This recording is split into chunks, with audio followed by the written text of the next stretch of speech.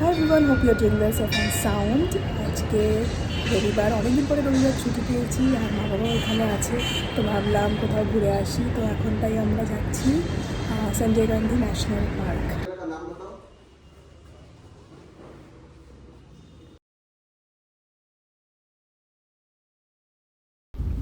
আমরা সকাল সকাল ব্রেকফাস্ট করেই বেরিয়ে পড়েছিলাম, কারণ পুরো পার্কটা কভার করতে অনেকটাই সময় লাগবে বলে।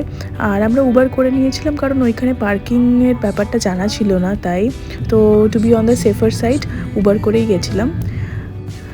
রবিবার খুব একটা ট্রাফিকও ছিল না রাস্তায়, তো আমরা 15 মিনিটের মধ্যেই পৌঁছে গিয়েছিলাম। গিয়ে দেখলাম মোটামুটি ভিড় ছিল, তো 10 মিনিট লাইনে দাঁড়ানোর পরে আমাদের টার্ন এলো। আর আমাদের টিকিটের প্রাইস পড়েছিল 1282 টাকা 4 জনের মিলিয়ে। এর মধ্যে এন্ট্রি ফি, বোট রাইডিং আর টাইগার সাফারিটা ইনক্লুডেড ছিল। টিকিট কালেক্ট করে আমরা সোজাসুজি ভিতরে ঢুকে লাইন দিয়েছিলাম বাসের জন্য। তারপরে এখান থেকে আমরা ডাইরেক্ট টাইগার সাফারি আর লায়ন সাফারি করতে গিয়েছিলাম।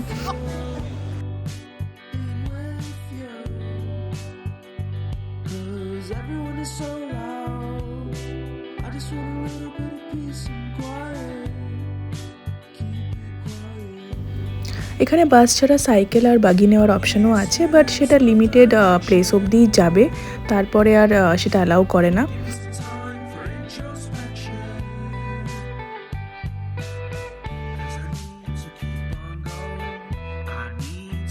বেশ অনেকটা ভিতরে যাওয়ার পর আমরা প্রথম আমাদের লায়ন স্পট করতে পেরেছি।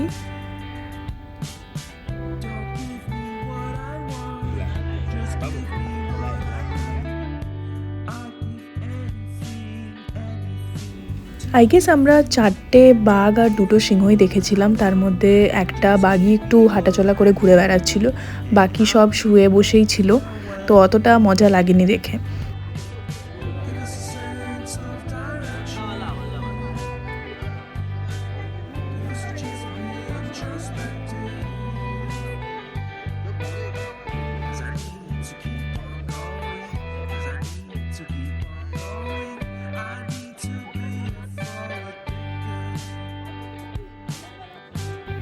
টাইগার সাফারি করার পরে আমাদের বোটিং করার কথা ছিল, কিন্তু এখানে বোটিং স্টার্ট হয় দুপুর 1:30 থেকে, আর আমাদের হাতে আরও আধা ঘন্টা সময় মতো ছিল, তো আমরা আশপাশটা ঘুরে দেখছিলাম।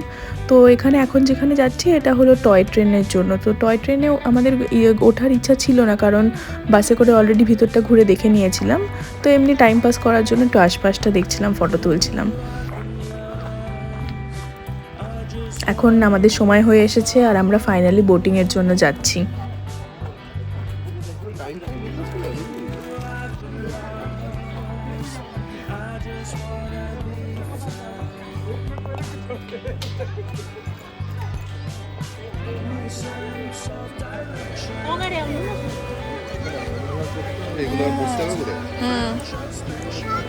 হাই বলো সবাই।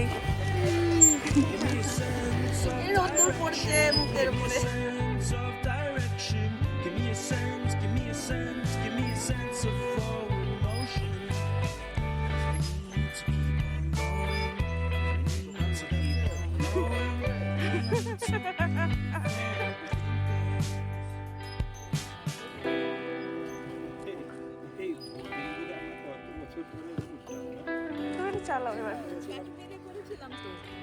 কাশ্মীরে ডাল লেকে তোমরা চালাওনি, ওরা চালিয়েছিল না? হ্যাঁ,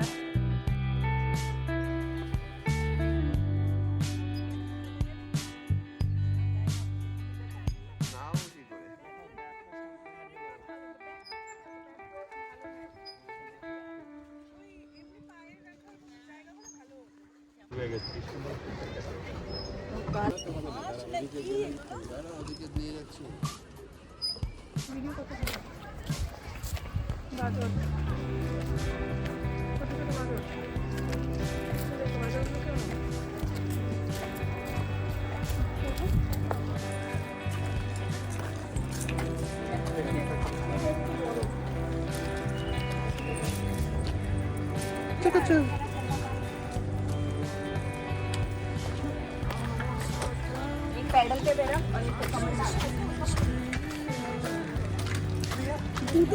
চালানো সাইকেল না বলো কোথায় কোথায় আমরা ঘুরলাম, কি কি দেখলাম? তুমি করো না করে কেন? এই তো বাবা বলছে, বলো কোথায় গেলে, কোথায় কি ঘুরলাম? বোটিং করলাম, তুমি ক্যামেরায় আসছো না। ফরেস্টের চারদিকে ঘুরলাম, এই তো চারখানা বাঘ দেখলাম, হ্যাঁ, বিশাল বিশাল বাঘ। আর সিংহ? তারপরে সিংহ দেখলাম, 3টে মরা সিংহ।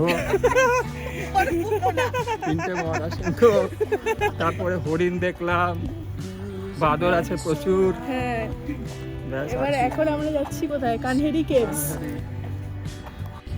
কানহেরি কেভসের দিকে যেতে যেতে আমরা মাঝপথে দেখলাম যেরকম দোলনা রয়েছে, তো আমি আর মা বসে একটু দোলও খেয়ে নিলাম। কানহারি কেভসের এন্ট্রি ফি ছিল 100 টাকা করে পার পারসন, আর এইভাবে হেঁটে হেঁটে অনেকটা উপরে যেতে হয়েছিল। তো আমরা পুরোটা কভার করিনি, কিছুটা দূরই গেছিলাম, লাইক 15 মিনিট ম্যাক্সিমাম হয়তো গেছি আমরা উপরে চড়ে।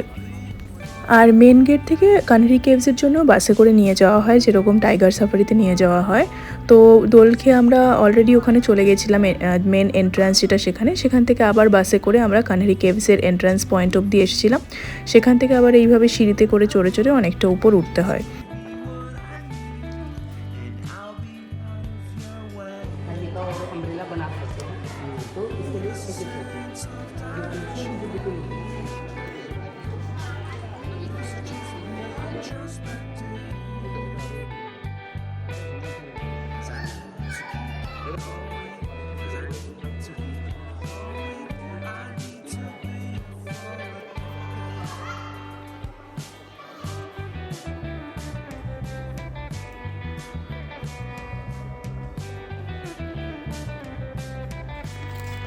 একশো 9টা কেভসের মধ্যে কতগুলো দেখলে? I guess around 14 or 15 only. 41 অবধি ছিল বাবা, তাই? ঝাড়পোছ করে 10-12টা। ঝাড়পোছ করার পরে 10টা। Second and third cave was really good. দেখে না পুরো 109টা কেউ দেখে না। কেভস থেকে এখন ব্যাক করছি, বাসে বসেছি। চিপস বার করেছিলাম, হনুমানে নিয়ে নিয়েছি। কেমন লাগলো তোমার কেভস দেখে? ঠিক আছে, একবার ঘোরার মতো। I mean, cave 2 আর 3 যেটা ছিল সেটা খুব ভালো। I guess total 190 এরকম কিছু। না, 119। হ্যাঁ, 119 ওরকম কিছু নাম্বার অফ caves আছে। বাট ওয়ার্থ ইট না, But ওগুলো most পুরো of them are দেখার। similar in nature. Same kind of statue, same posture and all. আর অনেকটা উপরে মানে যেতে হয়। এখান থেকে দেখাই I mean, for মানে একটু বয়স্কদের জন্য একটু টাফ হবে ব্যাপারটা, ক্লাইম্ব করাটা। অনেক উঁচু উঁচু স্টেপস। আর বিশেষ করে এরকম ওয়েদারে, এত গরম এখানে, এত রোদ আজকে। মানে এখানে ঘোরার জন্য পারফেক্ট টাইম আমি বলবো বর্ষাকাল। During the month of maybe November to January, because বর্ষাকালেও স্লিপারি হয়ে যাবে অনেক স্টেপস গুলো। আর ফলস দেখতে পাইনি আমরা কোনো, আমার মনে হয় শুকিয়ে গেছে সব জল। হ্যাঁ, এখন উইন্টারের জন্য একটু সব শুকনো, বাট যদি ফলস দেখতে হয় তাহলে monsoon is the best season. I would say maybe from the month of June to September.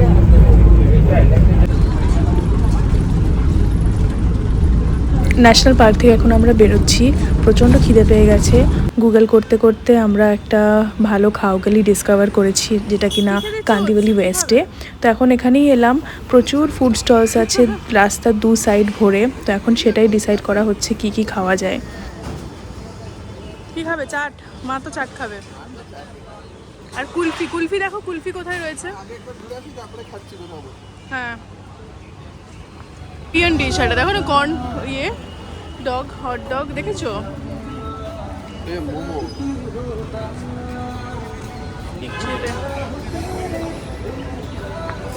ভালো বেশ।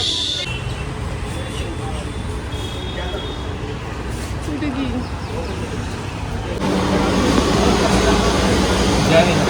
জৈন রেস্টুরেন্ট। পাপড়ি চাট কোনটা? কি চাট খাবে দেখো, কে কি চাট খাবে? দিল্লি পাপড়ি চাট, রগনা পাপড়ি চাট, দহি পুরি, দহি ভেল। বুঝতে পারছি না কোনটা ভালো হবে। দেখো মার কোনটা পছন্দ। কোনটা খাবে মা? Cheese safe Puri. আমার দিল্লি পাপড়ি চাট খাবে। হ্যাঁ, নিয়ে নাও। কোথায়? দিল্লি কোনটা? পাপড়ি চাট। আরেকটা নেওয়া যাক ওই দহি বড়া। দহি বড়া খাবে?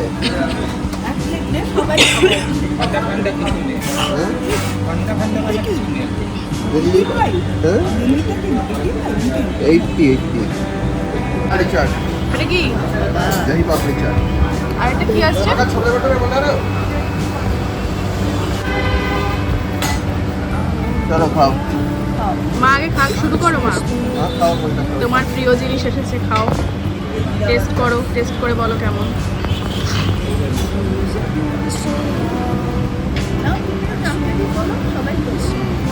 সবার চামচ আছে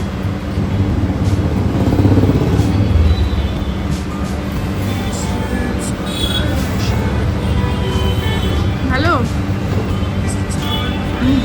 হ্যালো खावे ना তুমি কি খাবে এটা আমি সব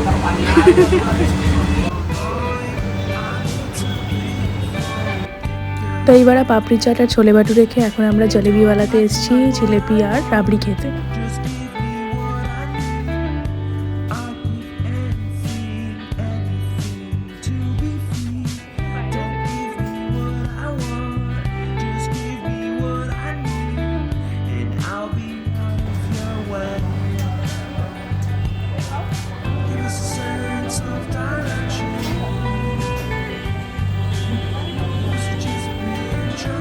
এখানে বেশ সুন্দর কুলফি ফালুদারও একটা দোকান ছিল তো মায়ের ফালুদা খেতে ইচ্ছা করছিল তো আমরা একটা ফালুদা নিয়ে এখানে টেস্ট করলাম প্রচুর অপশনস ছিল এদের কাছে মানে এত অপশন আমি আগে দেখিনি কোথাও